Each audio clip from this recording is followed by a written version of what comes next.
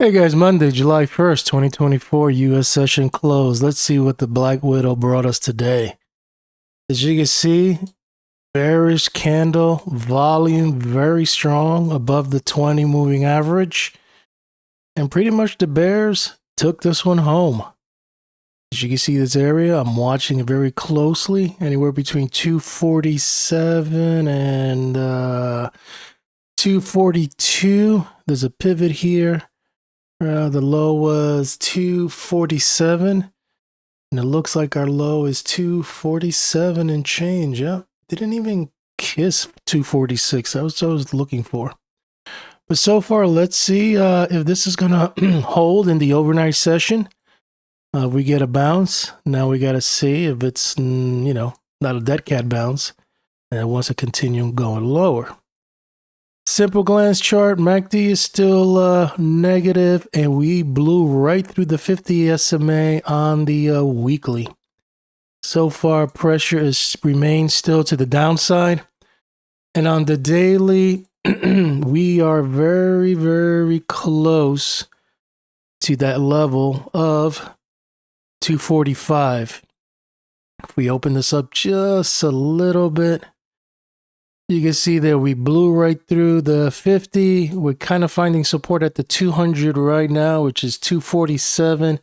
We also got our linear regression channel here. This is a Woody S1, S2, and some key levels here are 237. So let's see if in the US session we bounce, maybe hit the midpoint within this candle, and see if we fail and push lower, or continue grinding higher, or get a nice bull kicker. I mean, it all depends where, how the bulls are going to show up.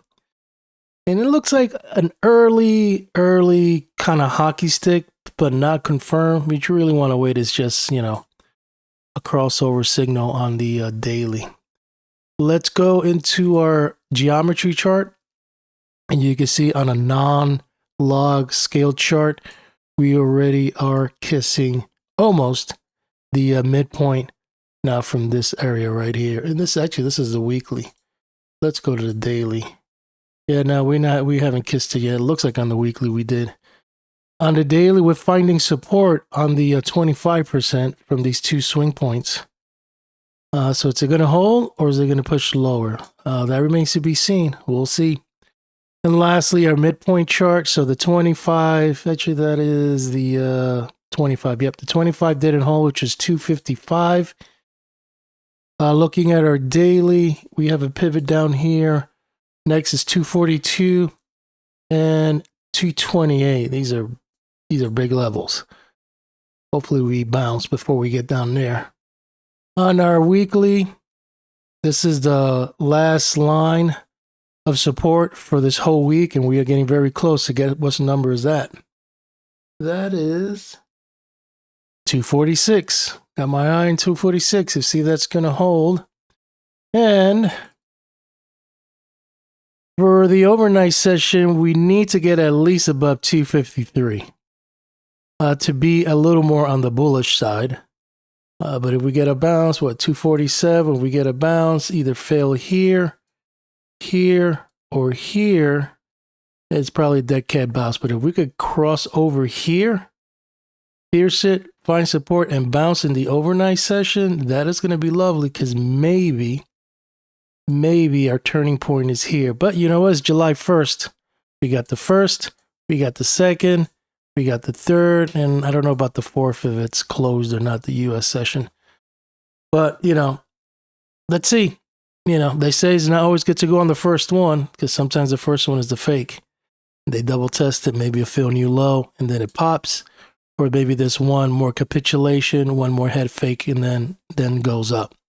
And that's all using probabilities. But we're close. We're getting close. And lastly, we were somewhere around here, 253. We took out 249, and we found support at 247. I was going to say maybe 246 is going to hold, but it didn't kiss it. So let's see if we get a bounce. And there's a fail new low. And if it kisses 246 and bounces, I don't know. I'm gonna think about it. But if it doesn't, it pushes lower, it'll get us closer to the linear regression channel and some of those other supports in the area I was telling you about with the Ichimoku cloud. So we'll see. This is a 45. Let's see if that's gonna hold. The 241 and the 246, 247. And 249. So those are the ones I have on my radar. I'm going to sign out. Hope you liked this video. Now I'll keep you posted on my thoughts on that, guys.